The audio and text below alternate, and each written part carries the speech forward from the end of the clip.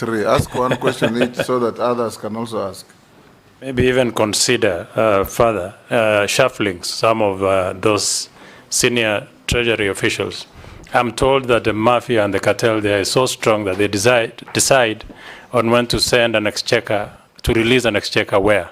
So that you find agencies, some of the agencies are 60, 70% or 90% on consumption of the exchequer, yet you have others that are still lagging at 40, 50% way towards the closure of the financial year. So they are very powerful, and I think it is just not about, leadership. It's about also trying to shuffle those senior cartels that are there in the Ministry of Finance. And please do it if this committee approves you. Mine that was a comment. And a question is the exchequer, not exchequer release, on shareable revenue to the counties. Most, the law says the 15th of every month, the shareable revenue should be released to the devolved units. It has never been done in the last 10 years. What will you do different to make sure that our counties receive their shareable revenue on time? Thank you, Honorable Speaker. Honorable Mbadi, should you be approved? This country is in ICU. In my look, it's in ICU. Number two, the success of all other cabinet secretaries that Parliament might approve, which now seems to be an alumni of Nairobi University, the success or failure of cabinet secretaries will be University of Nairobi. University of Nairobi is now the cabinet is alumni of Nairobi University, but the success of the Mbadi, should you be approved, is actually you. The success or failure of all of them will actually be you. So my question is this: what took us where we are from the public is opulence. It is the behavior of public servants and government servants vis-a-vis the performance of our economy.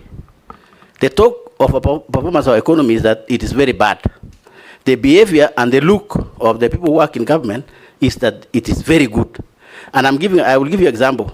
A minister driving a Prado, and then he has a chase car, which is a Prado. And actually two of them, I have seen this on the road.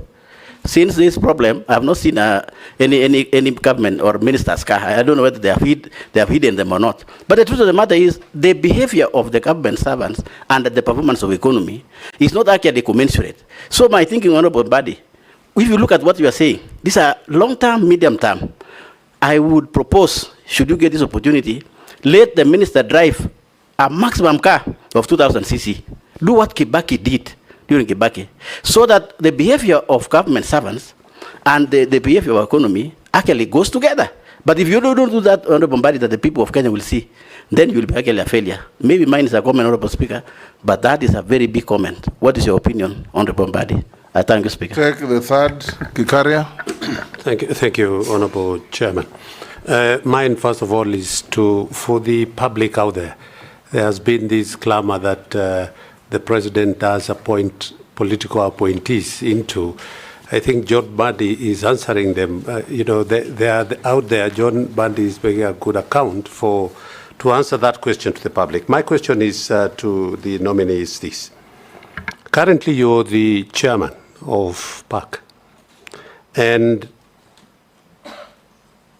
the auditing financial statement usually are 2 years or 3 years in delay.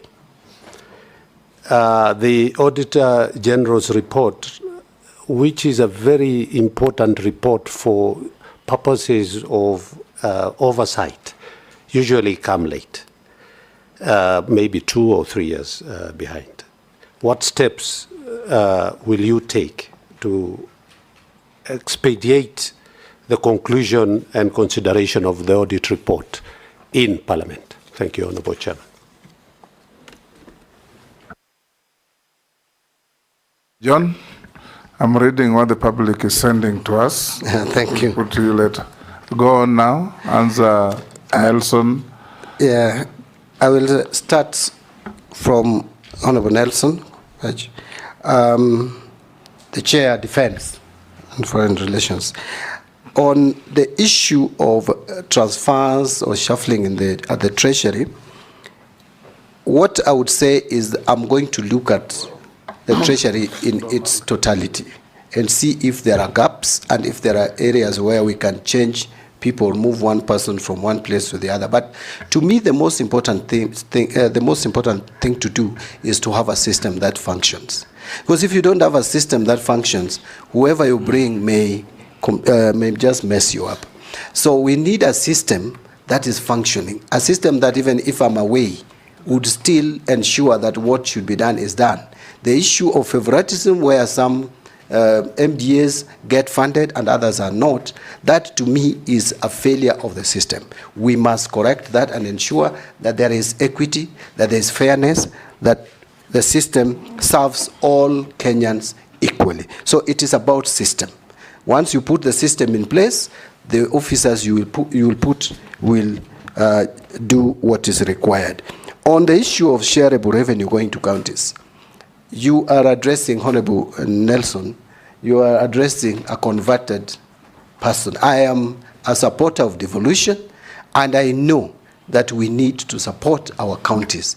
Counties are struggling at times, and a lot of times. In fact, we are incurring a lot as a country by failing to send monies to counties within the required time. Why? Because counties end up borrowing money from commercial banks and pay huge interests on borrowed funds just to pay salaries. We must make sure that we reverse that. I know there are revenue constraints, but we must balance. We must manage our cash flow. That will be my responsibility. One of the most important and critical departments at the Treasury is that Department of Accounting, the department that deals with managing the cash flow. Honorable Kosing, I hear you. A lot of opulence, a lot of wastage. By the way, even the reconstitution of this cabinet is as a result of, is actually a direct consequence of show of opulence, which made some Kenyans mad, to the extent that now the president had to be forced to do certain things which he shouldn't have done, really. So we must contain wastage. We must contain wastage, but we shouldn't be mechanical about it. In my view, we should contain it practically. One of them is to reduce our operating expenditure. We must make our budget transparent. This idea of lumping budget lines and saying other operating expenses must go from our budget. What are these other operating expenses? We must be clear. If we are paying for mileage, Mr. Speaker, for example, let it be known. We know that members of parliament have to be facilitated to go to the constituency. I'm not saying that is parliament that is putting, actually parliaments rarely put block figures. It's good to use us as an example. Yeah, but I'm giving parliament as an example. But there are ministries, departments, which do that. Mr. Speaker, have you asked yourself why we still have one officer, a driver, taking impress for 200 staff for a training? Yet every member of staff has an IFMIS number. Let each person get a per diem allowance or imprest and comes back and accounts for it, like it happens in parliament. Anytime I move out of the country, I am given my imprest. I come back and account for it directly. It's not never given to clerks. But you go to ministries, there is lump sum amounts, impress, you find someone taking 3 million. These are wastages that we must work on and control. Finally on that, Mr. Speaker, and as I said, we must work on procurement. That to me is the elephant in the room. On Honorable Gikaria, I know Kenyans have not had kind words for political appointees, but I also want to tell Kenyans out there that being in a political office is just a calling. Actually, it is them who elect us to those offices. It doesn't take away our training, background, and professional experience. I have said I've worked for 28 years. I am a professional, just like any other professional, whether in politics or in private practice or in otherwise. Remember, Mr. Speaker, I didn't say this. This Public Finance Management Act, my signature is here. I was in the task force which did this Public Finance Management Act. We were with the former CS Rotich. We were with Kamau Thuge, who is now the governor of Central Bank. We were with Professor Malombe, or I don't know whether it's Dr. or Professor Malombe, who is now the governor of Kitui, and myself, paid by World Bank to prepare this Public Finance Management Act, which is used by everybody. I'm a professional, Mr. Speaker. Mr. Speaker, in 2011, you remember, and we were with you in the National Assembly, consulting with Mass Group. I was their consultant. We came up with the 10 million error in the budget. I'm the one who brought it to the House, which became known as computer error. As a professional, I made sure that Kenya, and by the way, Treasury agreed that that was an error.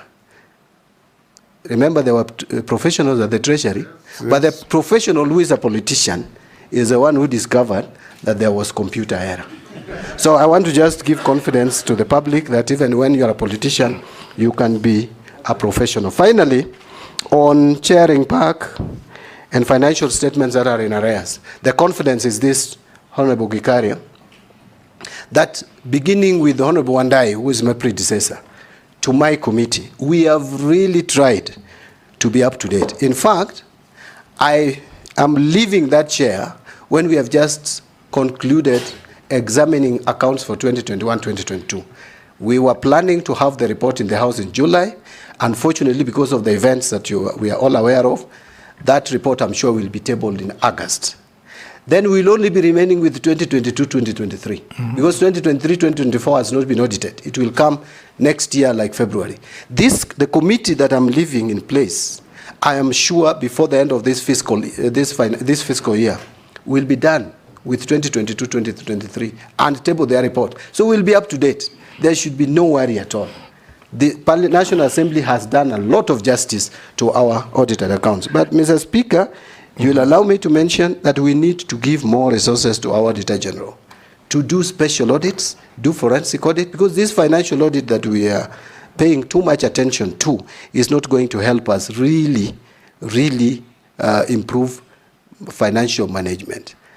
In my office, if you approve me, I will persuade the cabinet to give more resources. We can afford to give more resources to Auditor General to save much more, because we are losing so much. Special audits, and I've left quite a number, which I asked the Auditor General to do. If you look at those special audits on the Stadia, 3 of them I'll mention. One is on Article 223, Mr. Speaker. It is there in Parliament, and the committee will deal with it. There's another one on fertilizer. All these issues that we are talking about are in that report. Number 3 is on Stadia. Serious mismanagement of resources or in construction of our study across the country.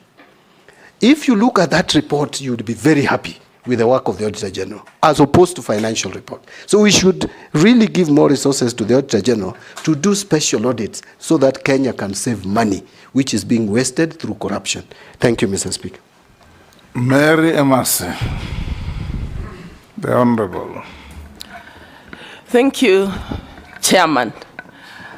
Nominee, my questions to you start from a statement you've just made to Kenyans, confirming that in the collapsed finance bill 2024-25,